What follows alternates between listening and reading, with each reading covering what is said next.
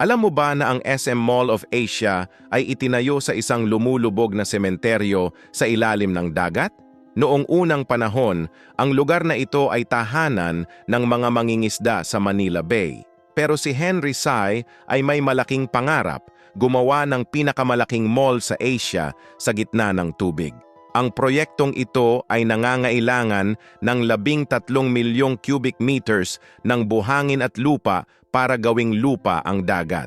Habang ginagawa ito, natagpuan nila ang mga lumang bangka at mga gamit ng mga sinaunang mangingisda na nakabaon sa ilalim ng dagat. Ang pinakamalaking problema, paano pigilan ang mall na lumubog sa malambot na lupa? Kailangan nila ng espesyal na pundasyon na maabot hanggang sa matigas na lupa sa ilalim. Maraming mangingisda ang nagtunggali sa korte dahil nawala ang kanilang tahanan.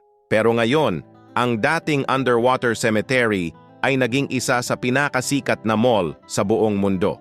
Ang SM Mall of Asia, gawa sa pangarap, pinagtibay ng inhinyerya at itinayo sa mga alaala ng nakaraan.